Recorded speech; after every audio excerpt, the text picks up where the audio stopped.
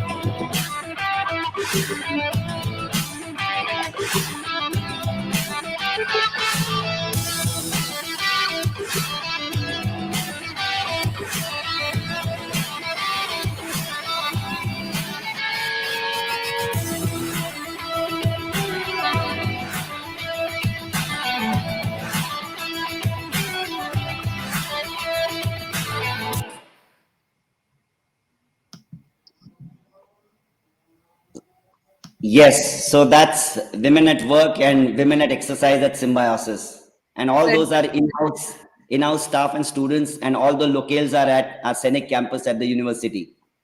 Beautiful campus, sir, and what powerful messages you have in that video. Of course, we see the strength of the woman, and nothing is impossible if you put your mind to that. So, very good, sir. Absolutely. Amazing, amazing messages. So, we And can start with your presentation also now. And yeah, yeah, so I'll be walking you through the 3 phases of a woman's life: the puberty or the teenage group, the midlife, which includes the pregnancy, and finally the perimenopausal or the menopausal women, because no woman is above age 40. yeah, So, taking a cue from that, it's often assumed that when we talk about feminine wellness, is there a need for feminine wellness? No one talks about masculine wellness. yeah, And that got me thinking as to whether there's a need for the concept of a feminine wellness, because there is a saying which says men are from Mars and women are from Venus. What does this actually mean? There are fundamental subtle differences between men and women, both anatomically. For example, men are taller, women are shorter. Women yeah, have smaller bones, lesser density. Their musculature is obviously less developed. These are the anatomical differences. There are yeah, physiological differences as to their capacity to perform exercise. psychological differences between men and women, where women are supposed to be developing stress faster and letting emotions dictate their actions, and even psychosocial differences between men and women, where women look upon exercising as a form and as a platform for networking. Yeah. But that when I talk in various fora, I question myself, what is the social role of men versus women? So what do women do? Well, women menstruate, they gestate, that is become pregnant, and ultimately they lactate. They feed, their nurse their young children. And what does the man do? Well, the men simply impregnate.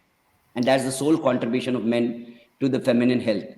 And that really gets me to think that all the paradigms, all the normograms which are there in today's fitness world are dominated by men, standards derived from men. And there needs to be a separate set of standards, normals for women also. Unfortunately, the literature is not complete, and there's a dearth and a paucity of women centric fitness literature and a dearth of evidence based literature. And women in the 21st century are a different lot. They are aware, as you rightly said in the beginning, of issues which are specific. They are they have Googled a lot, like their male counterparts. They are no longer shy of talking about feminine issues beyond menstruation, contraception, lactation, etc. They come in different phases of life with variations in the skills, wants, and wills. So they would want spot reduction in specific age groups. Yeah. They have built up their bank balance as regard their fitness, or their adversely over the years because of the habits which they have followed. And unlike men, since they multitask, they are exposed to multifactorial stresses. And Yes. therefore, there's a crying need for setting normograms for feminine wellness. Given all these conditions, the differences, the absence of literature, the requirement to devise fitness exercises which are specific to the women folk, either through their menstrual cycle, which is sine qua non with the women folk, as Yes. also the different age groups which the woman passes through, right from puberty to menopause, the need for specific exercises related to the physiological functioning of pregnancy and lactation, and also during labor and immediately thereafter to strengthen their pelvic musculature by way of Kegels exercises, which we shall come later on. And today the world is talking about exercise providing benefits beyond obviously known physical exercise benefits. So obviously, if you develop a well sculpted body, you are in prime health. But today, with stress being ubiquitous across the world, so if stress is the buzzword, exercise becomes the mantra. Because whenever anyone exercises, and most of women who are subjected to multifactorial stresses, they indulge in what we call as a moving meditation. And this moving meditation also comes along with the release of happy hormones, where the woman or anyone develops an improved self-esteem, a calming down of the mind, and the benefits which come with being with yourself through a repetitive cohesive movement. It Yes. also leads to a reduction in muscular tension, an improvement in the sleep and rest, with concomitant benefits of a diet and the benefits of following a well disciplined lifestyle, which enables the woman to effectively combat the yo yo effects of the fluctuating hormones thanks to the menstrual cycle and the physiological life stages which she passes through. Yeah. So, what would be the essential components of a feminine wellness program? There are so many do's and don'ts, but broadly, I would divide them into one which focus on physical health.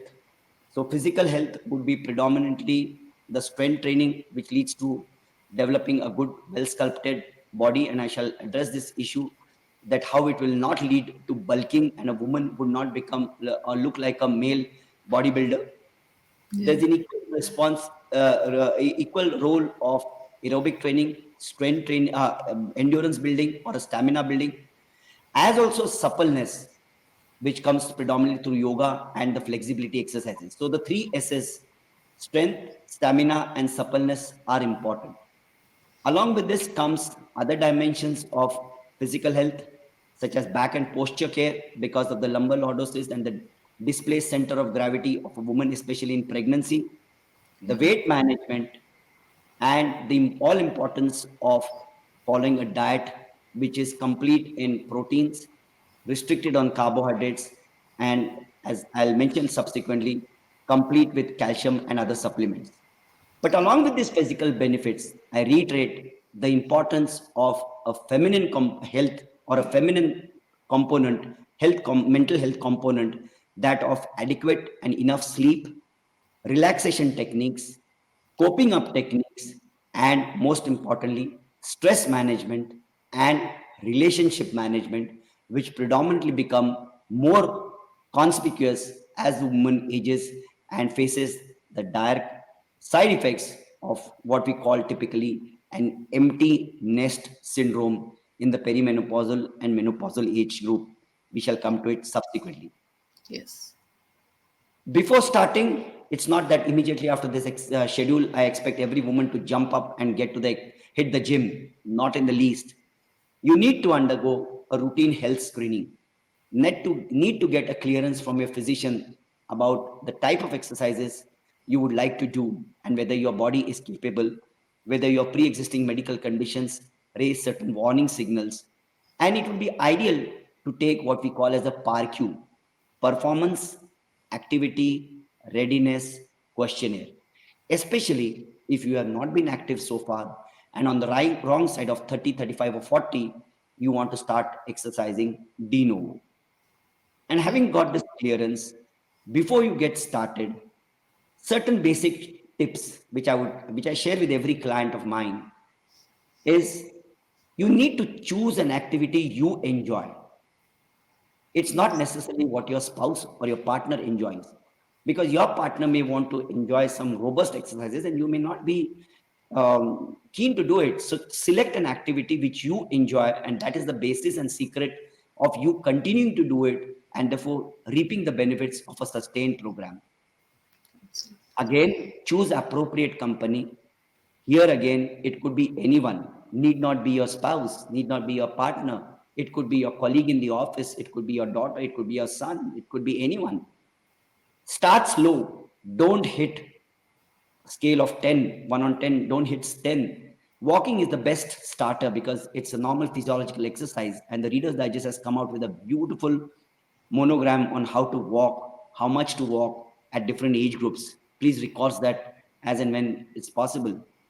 Avoid monotony. Have a mixture of all types of activities so that you look forward to your exercise schedule every day. You are bound to get some initial discomfort. So don't think that it's going to be all very rosy. You're going to have some sores, some aches and pains, especially if you're starting de novo. But most importantly is to carry on and reward yourself. And when I say reward yourself, it's not with an ice cream or a pastry. It is reward yourself with some things which spurs on your fitness. It could be a great pair of walking shoes. It could be a gym outfit. It could be anything which spurs you on to continue exercise. Having gotten started, certain guidelines are there. Always wear loose, comfortable clothing, which allows a dissipation of heat. I know heat is not so much of a problem in the European subcontinent, but especially in the tropics and in Southeast Asia, heat and humidity can be a debilitating factor.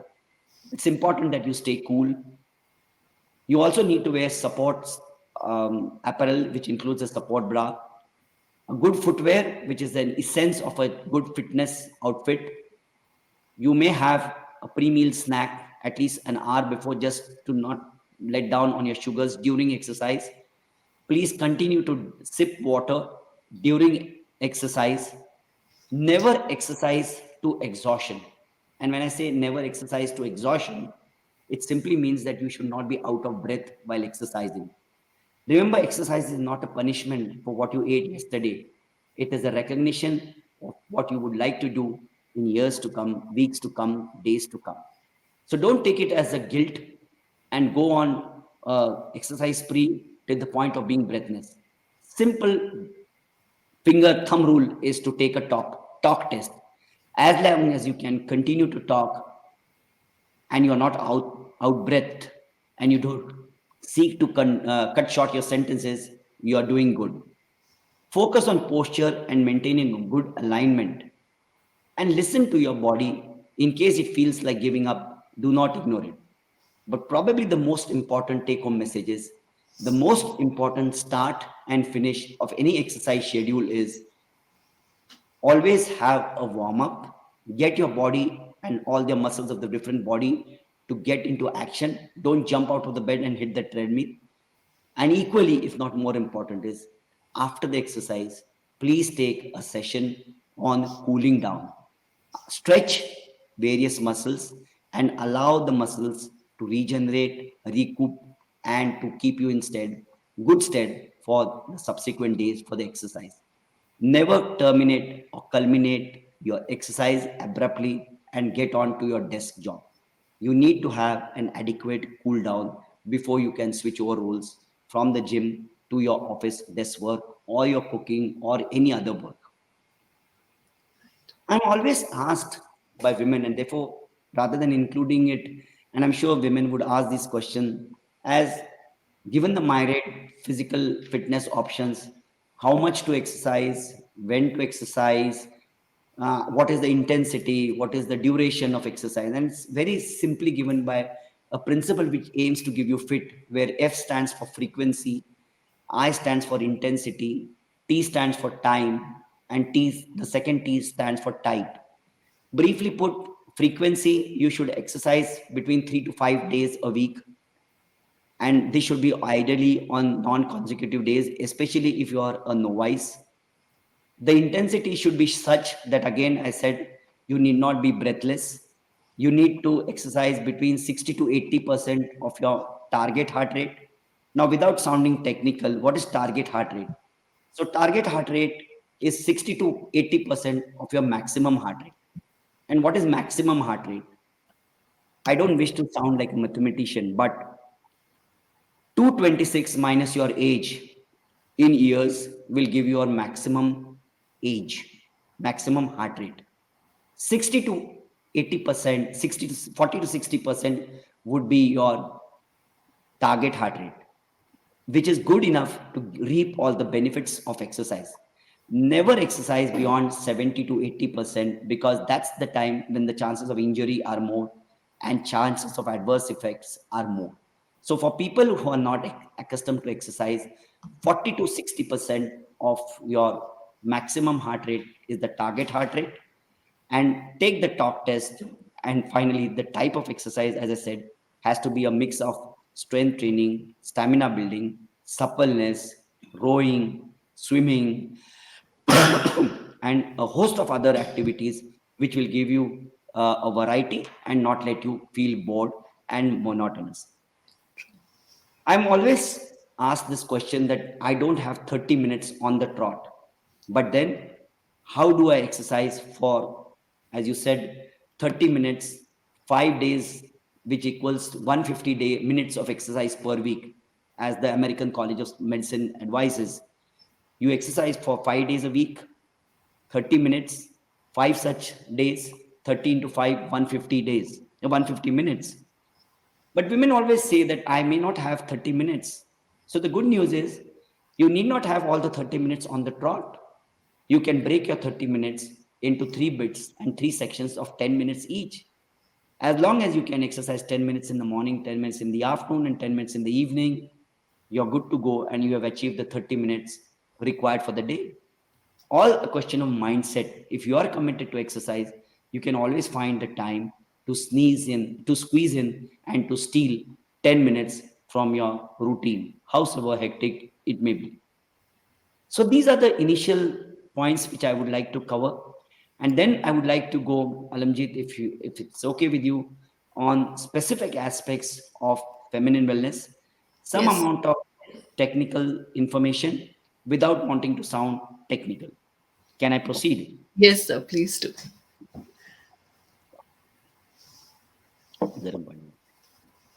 So, as I said, women pass through three different phases. And the first phase is the pubertal age group or the pubertal age group, where women say would be between the time she attains her periods, 12, 13 years, till the time the cycles are established, which is about 18 to 20 years. Sorry, I've got a bad throat. Yeah, no, take care. Yeah, during these teenage years, the menstrual cycle is just getting established, and it's important not to overtax your body and just get into a fitness regime. Gradually increase all the types of exercises. Strength training can be done because your body is young, but should not be too much of an intense exercise, because too much of intense exercise, as is seen in athletes, can wreak havoc with your menstrual cycle, leading to hormonal dysregulation and a deterioration in bone density. So go slow. So you can take low impact and weight bearing exercises, some resistance training, but it's important to have rest days, recovery days, adequate amount of sleep, a good balanced diet, and most importantly, ensure adequate hydration. This will also help you to overcome menstrual cramps, premenstrual tension syndrome, where girls experience this. Yes. The chances of the hormonal dysregulation, which occurs in a condition called as polycystic ovarian disease, are better supplemented by exercise regime. So the benefits of exercise starting early are phenomenal. Then comes the second group, where we talk about young women who are adults in their reproductive age groups, say between 18, 20 to 40. You have to choose different exercise regimes based on your menstrual cycle. So in the first half of the cycle, when the hormone levels are low, you can do a lot of energy exercises, strength training, plyometrics, and a lot of intense exercises. But Yes. it's important that you have adequate rest in between the hard workouts and do not overtrain. However, it should also be noted that at this time, with low estrogen levels, sudden jerky or twisting movements are to be avoided, because that leads to tears of certain ligaments within the knee joint, and therefore, overdoing anything is not recommended. Finally, in the second half of the cycle, with the effects of progesterone coming in, do not do exercises which are too intense. Walking or meditation or Pilates could be good in the second half, but it's important that you do not overstretch in the second half. That is as regards correlating your exercise schedule with the menstrual cycle, which is your body in these reproductive age groups. An Yes. important period also in this reproductive age group is the antenatal period. The first trimester, better avoid exercises, though there is absolutely no contraindication. But since the pregnancy is being stabilized, generally we gynecologists say take it easy and avoid any sort of exercise. Walking, yes, can be done with caution in the first trimester. And other details of the pregnancy and lactation I will cover subsequently. Yeah. But the most important and probably the favorite topic or the favorite age group for women, and the major cause of concern for us gynecologists, is the women when she enters the perimenopausal or the postmenopausal age group. At this point of time, deprived and devoid of the protective effect of the hormone called as estrogen, women are subjected to host of medical problems, to host of mental problems. They become equal in risk for developing blood pressure, diabetes, as also cardiac diseases. A host of mental problems creep in. Bone erosion takes place at an accelerated rate. So bone loss or bone fractures are more common in women in the perimenopausal age group, and therefore it is important to undertake strength training to increase the bone density, and a variety of strength training or resistance building exercises to ensure that the woman remains in good health, coupled with stretching exercises, as I said, attempts to maintain stress management and relationship management at an all-time good. Finally, cardio exercises or endurance building exercises are also welcome at this stage, but again, not to the point of exercise. So, not to the point of exhaustion. So, the different types of exercises which we recommend, one is strength training. or resistance training, which any woman can take at any stage of her life, excepting with caution and the antenatal period, which is important for building up the resistance of the bones and protecting the woman from a host of other medical disorders.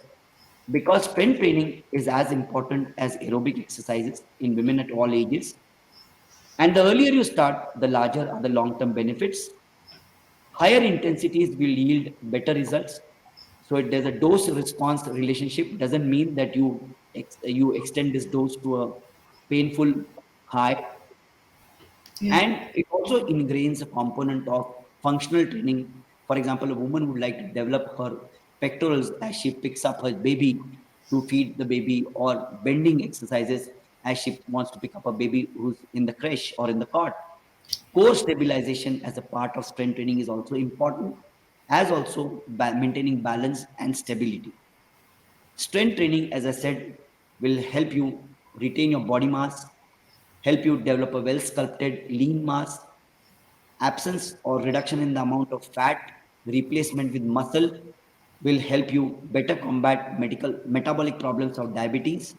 It reduces the risk of hypertension, and most importantly, it gives a sense of well-being, that the woman develops a good sense of self-esteem. So there are specific exercises for meeting the upper body strengths and the lower body strengths, which for brevity of time I would not be able to dwell into. But suffice it enough to say at this juncture that you need to develop both upper body as well as lower body strength. The second type of exercises are the ones which are used for developing stamina, endurance, or cardiovascular, or developing a healthy heart. And these depend primarily upon the use of oxygen to supplement the exercise. So examples of aerobic exercise are swimming, cycling, hiking, biking. Any activity which you do in the open air which consumes oxygen is good enough to be called an aerobic exercise. Okay. It strengthens the heart, increasing the lung capacity, reduces therefore the risk of high blood pressure, heart attacks, and diabetes. Now, which type of cardio activity is the best? No one exercise is good. A combination of all activities is good. You need to take a call what you're comfortable doing, what you enjoy doing, and most importantly, what fits your personality. It should not be something which you are not keen on doing. And in doing so, try out new activities. You never know, you may be good at hiking or biking. You have never tried it. So try out new forms of outdoor exercises. There is no best cardio exercise. It could be a combination of indoor as well as outdoor activities. So badminton is a very good indoor aerobic exercise. It's not what you do, but how hard you work that will yield the benefits. And be flexible and keep on the activity at a continued rate, as is applicable to any form of exercise.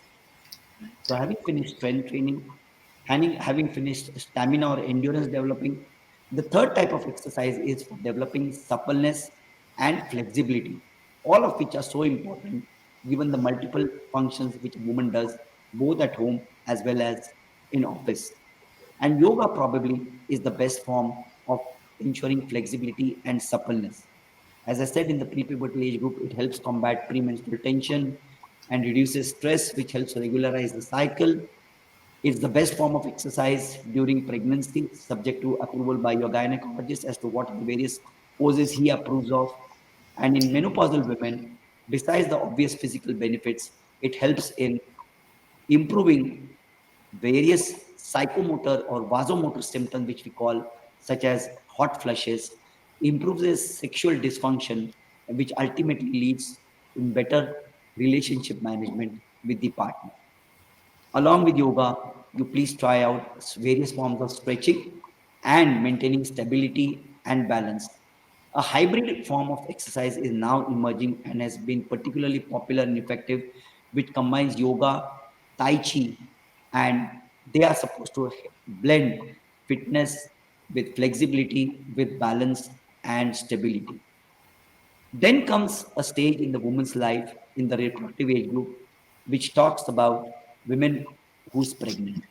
Now, the good thing is that all the shower, praises, attention and the goodies are showered on this woman when she's pregnant, because she's in a very important phase of her life and is carrying the most important function of rearing the family, undoubtedly seen. And as I think gynecologists always say, that a woman who carries a pregnancy undergoes what we say in Hindi, punarjanam, or Yeah. walks through death and comes back. Because as gynecologists, we have seen the phenomenal physiological and anatomical changes when a woman undergoes in labor, pregnancy and in Yeah. labor, and comes out resurgent, and therefore she rightly deserves the respects of being a mother. Having said this, a woman who's pregnant needs to get her exercise regime authenticated by her gynecologist. She can undergo strength training but restrict the number of repetitions to 6 to 8. Again, a simple thumb rule: do not exercise to exhaustion. Flexibility is equally important. She should wear good, loose clothing to allow for a bulge as well as the heating which occurs. Prenatal yoga is good. Concerns of the baby being affected by any sort of physical assault or trauma are ill-founded, especially in the first 3 months, because the baby is well protected in the bony cage of the pelvis. And the good thing is, there is no medical evidence linking an antenatal fitness program with adverse outcomes of the mother or the baby. So, a pregnancy is no contraindication or a bar to exercise. Having said this, the pregnancy, the pregnant woman should avoid lifting heavy weights, heavy resistance. She should avoid breathing with a closed mouth, because that builds up intra-abdominal pressure, which can have unfavorable consequences on the oxygenation for the baby. She should ensure adequate fluid intake, adequate caloric intake, and prevent overheating by ensuring that she breathes well, maintains her posture, and at the same time has good air clothes which allow her to ventilate, preferably in an open air or at least in a room which is well lit and well ventilated. The same antenatal program can be carried in the postnatal period, after, depending on whether she has had a cesarean section or a normal delivery. But generally, a good thumb rule is to start exercises soon by way of movement, walking, pelvic tilts, and start a full-fledged routine of mother baby exercises after the puerperium is over, that is after 12 weeks after the entire pregnancy is over, so that 6 weeks after the pregnancy is over, so that the body has come back to near normal. Of course, you'll have to consult your gynecologist depending on the complications, if at all, unfortunately, you had during your pregnancy. And then comes the final period where the woman enters into a perimenopausal or a postmenopausal age group. The last, maybe age 40, 45 onwards. And it's here that the women comes with special challenges. The challenges, the challenges are, the women come with variations in their skill, their variations in their wills, and variations in their wants, and variations in their functional capacity, depending on what sort of fitness regime they have been following. They are subjected to multifactorial stresses which are at its zenith, whether it's the husband's or the spouse's career moves, whether it's her own career moves, there's a change in the focus, maybe midlife, the stress of teenage children moving out, all of which affect the woman both physically, mentally, more so emotionally. And therefore, the crux is to have a holistic approach, addressing all dimensions of physical, mental, social, and spiritual health, and trying to customize the exercise regime for every woman, because what works for one client may not necessarily work for the others. So it's not a one fit all for clients, because clients come in various shapes and sizes with various different requirements, goals, objectives, and priorities.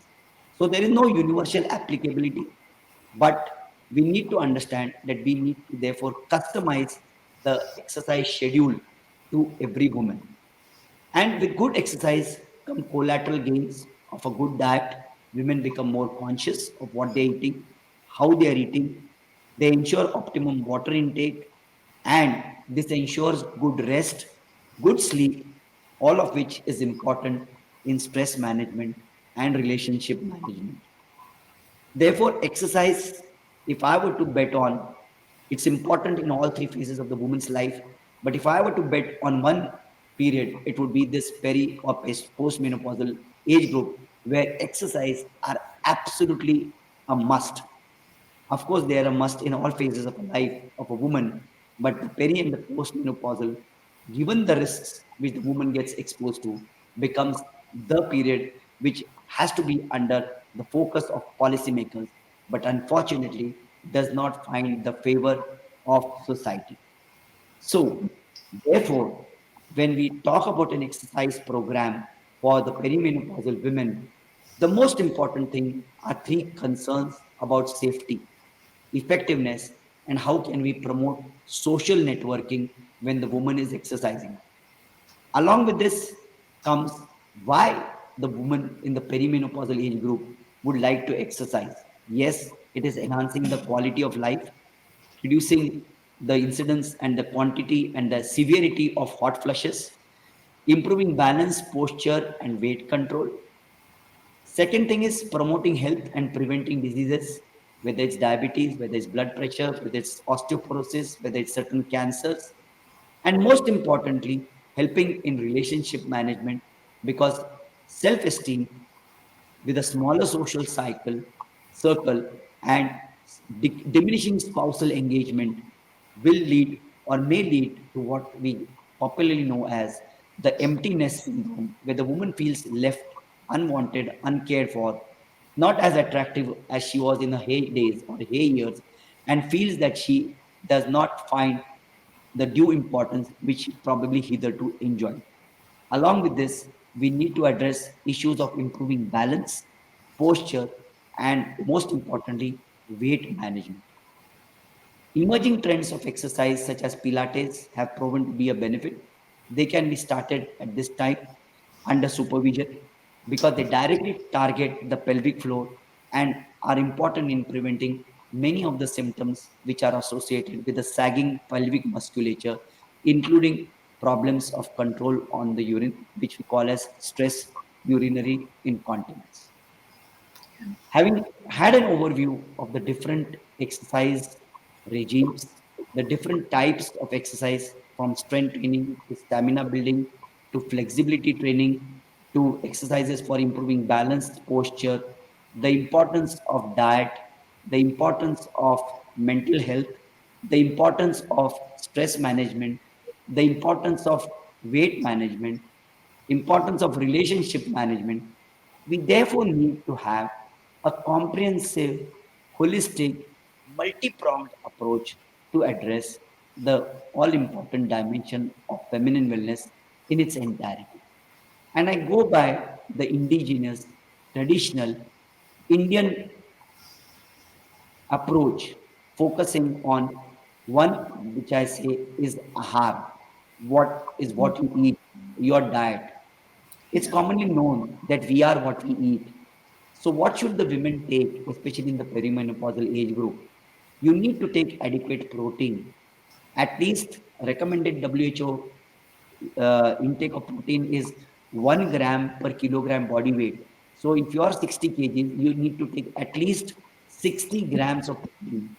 If that is not possible, at least aim to take 20 to 30 grams of protein per meal.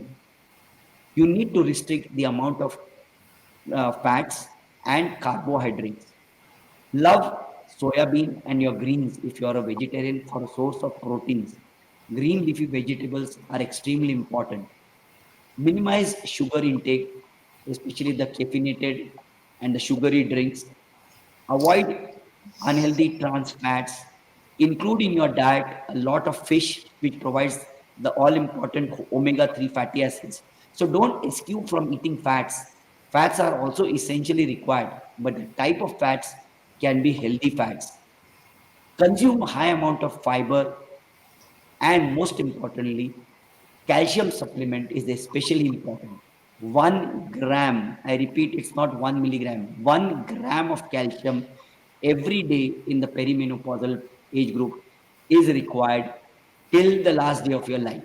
So please continue and please start taking calcium of 1 gram every day if you have not been taking calcium any time of your life, because pregnancy and lactation both are calcium depleting events in a woman's life. So please do not underestimate the importance of calcium.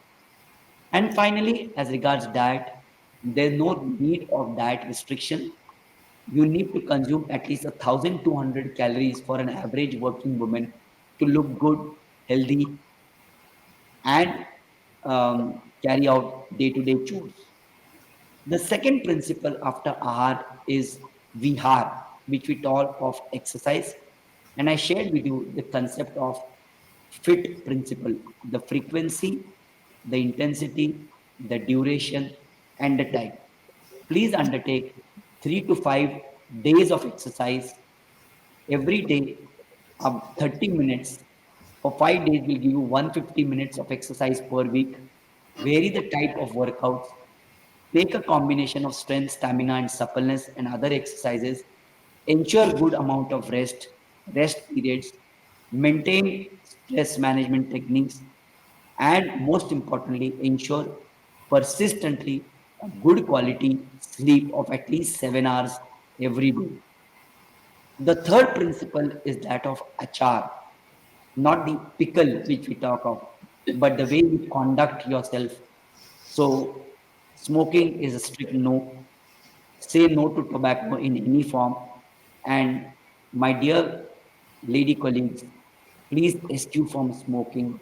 And as gynecologists, we swear by the adverse effects of smoking for women, and we shudder to think of a woman who is pregnant and who continues to choose to smoke.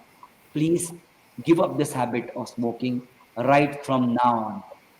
Avoid alcohol, or at the best, please consume it in moderation. The WHO says, I know, that red wine is good for the heart, but nowhere does it say, or in fact, it clarifies its stand in saying that it does not recommend anyone from starting to drink red wine or alcohol to foster better cardiac health.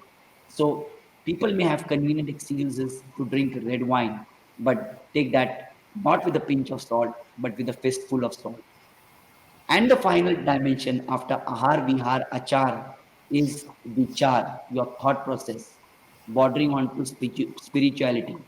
You need to have stress management techniques, yoga, pranayam, meditation, build upon relationships with your friends, because social circles are bound to diminish as age advances. Relationship management with your children, with your partner are important, and you need to keep a cap or a restriction on your materialistic requirements. And a book which I'm reading talks about Ikigai technique, where we talk about minimalistic living. And there's a village in Japan Yeah. where people have minimalistic wants, and they are found to be endowed with a very long life. So Yes. this is something which we can definitely adopt. If not so, have not done it so far, no harm done. It's never too late to indulge in an ikigai style of living. So having taken all this, my advice or take-home message for you all ladies is make exercise a lifetime priority. Make it a lifetime commitment. You need to begin today. In fact, now, and I do understand it's about 6:30 or 7, perfect time, and the weather in Sweden and every part of Europe is the most beautiful at this time of the year. Age is Yes. no bar. You can start anytime. It's never too late. And I firmly do believe that women need to treat themselves to exercise because they are simply worth it. And salutations to women folk. We stand committed to your well-being in nurturing of not only a nation but the world at large. Thank you so much. Thank you so much, sir. You have given us the whole world of information. You've literally strengthened us today with all this. And I'm sure all this information is going to be handy to all my viewers, everyone who's going to have a look at it. It's like everything is out there today. So thank you so much. I My still do pleasure. have two questions for you, Yeah. even though you covered everything. Uh, just to summarize, what could be a good lifestyle for a woman? Especially, we have a lot of um, complications after 40. So, what do you suggest could be a good lifestyle after 40? Like in terms of their exercise, of course, we stressed very well on that. Intake, food intake. There are a lot of uh, you know, like should we take supplements or should we take what food intake should we take? So, can you please elaborate a bit on that? Yeah, the perimenopausal age group, as I said, is the most important phase in the woman's life as regards health concerns are there. Yeah, And this is the time when the transition is happening, menopause is setting in, estrogen protective effect umbrella is being lost, yeah, and therefore dimensions to address physical health.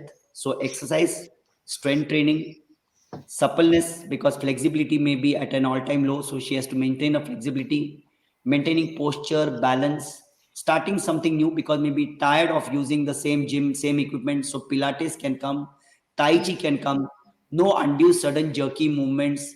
So that is the physical dimension. But probably at this age, with so many multifactorial stresses which play on the woman's psyche at this period of time, as I said, the emptiness syndrome and yes, the various symptoms which are ascribed and at times wrongly ascribed to menopause, those need to be addressed. So stress management techniques by yoga, pranayam, meditation, relationship management is very yeah, important. Get adequate sleep, beat the havoc which is likely to be played by cortisol, a hormone which is notorious, because cortisol is a hormone in the perimenopausal age group, can play havoc with your waistline. And women, no woman would like to have a larger than life waistline. Women are conscious at all ages. yeah, And at the same time, you need to eat healthy at this time more than ever before, because your activity is restricted. So intake has to be balanced by output, and therefore 1200 calories are good enough if you're an average woman working with an average lifestyle, not too sedentary, not too overworked. And calcium supplementation and multivitamin supplementation is all what I would recommend. right. Along with this, spending time with yourself, staying motivated, undertaking a hobby is Yeah, something which can keep you preoccupied and prevent the yo-yo of hormones. And at the same time, you need to have self-esteem going. Keep on telling yourself that you're good and you have in it to make the best years of your life. Today, one third of the woman's life is spent in the peri and the postmenopausal age group.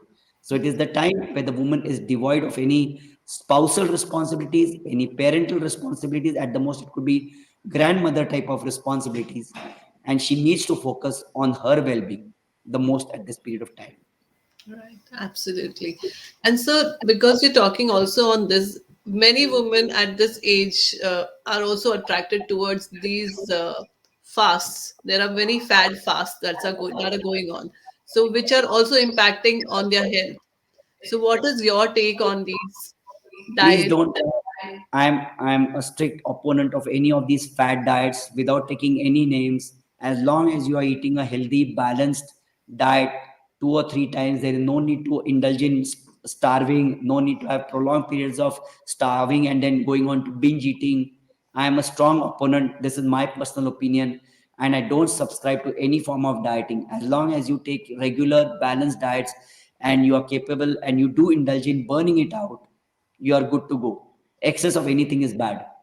Yes. Thank you Also, so most importantly, a physician visit with checking up your blood pressure, your cardiac status, screening for some cancers, especially cervical and breast cancer, and for sexually transmitted diseases, and getting a overall wellness checkup is required. You could take up additional tests depending on your family history or whatever your underlying problems are.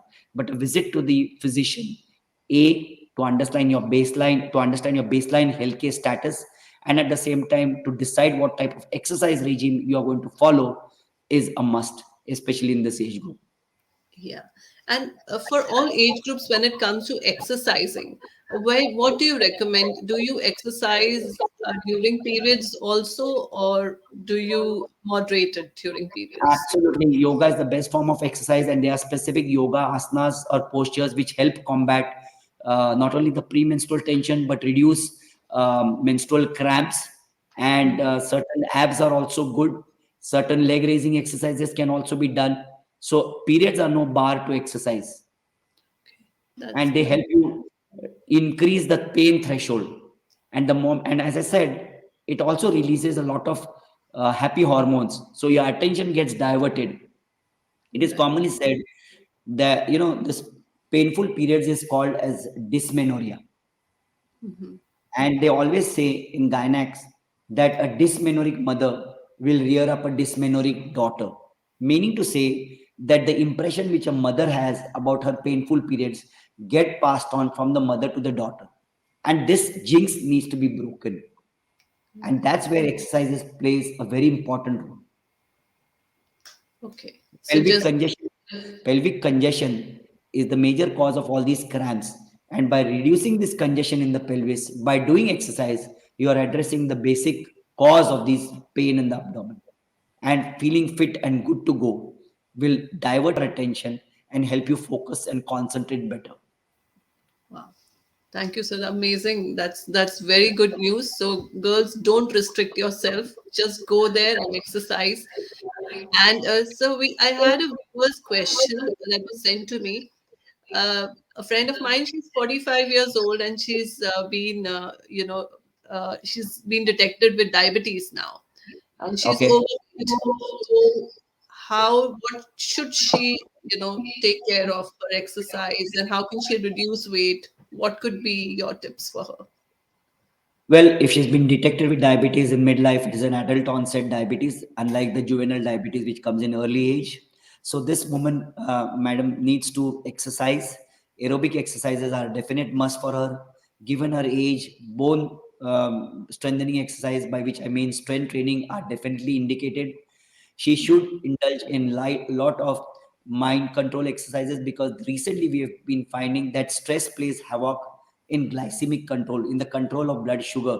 So it's not only what you eat, it's how the body processes what you have eaten, and therefore the role of cortisol becomes very important. So stress management is important, and today the world over they are talking of the role of a psychiatrist in the management of diabetic patients, because ultimately it's what here which prompts me to eat something unhealthy which builds on my sugar rather than what I eat. So they need to build up on their psyche, and at the same time, most importantly, she should eat healthy, and she should follow the exercise, the diet, the medicines which her doctor prescribes.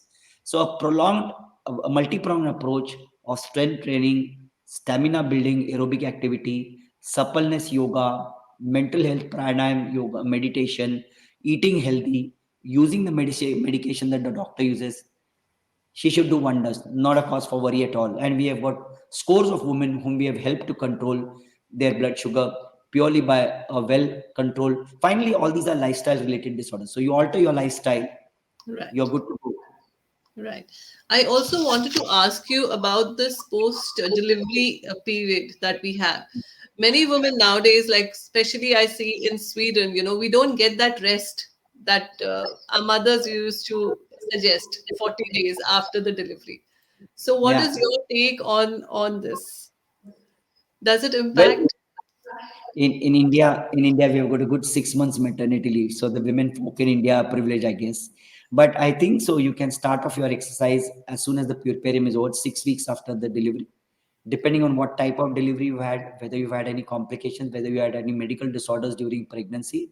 And always start slow. Walking is the best form of exercise. In fact, women who have undergone cesarean section, we advise them to be ambulatory, walking in the walls as early as possible. A simple form of weightlifting is lifting up your baby and avoiding that hunched attitude, maintaining your pectoral tilt, walking with a straight back, with your chest out, which will help you not to develop a hunched back. So exercise is no contraindication, and there are very good mom and baby classes, mom and mother classes. And the important thing is to prevent and combat the problems of postpartum depression. It's good to have the women exercising in groups where they talk to each other, exchange problems, and learn to mix up with each other, which helps them divert their attention. For example, the mother for the first time may have problems in breastfeeding a child, and that may be a sole cause of mental anxiety and anguish to her. Yes. She, by sharing it with other women who have had one or more children, helps her to come out of this guilt feeling. So there's a lot of bonhomie ensured in this mother baby classes, which are to advantage of one and all. Fantastic. Thank you, sir. Amazing tips there. So, sir, thank you so much for today. I've taken a lot of your time, and I know we can extract so much out of you, but it's quite late there in India. So, thank you so much for your day. Any final messages for our viewers, sir? I want every woman to take a pledge as she walks out of your program that she will start exercising from today. And the first thing that she can do, if she's sitting on a high rise building, she walks down the stairs, if not climb the stairs. That's the first thing she can do. And please commit yourself to exercise and maintain the exercise schedule. Eat healthy, stay happy, stay healthy, and you need to ensure that you continue to sustain the family, because you're the nucleus and the pivot of the family, which is the basic unit of any community. Good luck to you, and stay committed to your exercise regime. Thank you. Thank you. Thank you, sir. Thank you so much for today. This has been an amazing session, sir, with you. So much information. I'm sure we're all going to share this everywhere. Guys, share this information as much as you can. So we've got Most, amazing comments from all our viewers, sir. Arun Jamkar says, excellent. Vijay Sagar is saying, do read the Ikigaya book that you have recommended. Minakshi is saying, your achar, vihar, and vichar are the simplest formula. Excellent. So we've got received lots of comments for your session. So thank you so much, sir. Have a yeah. great evening, and we'll see you soon.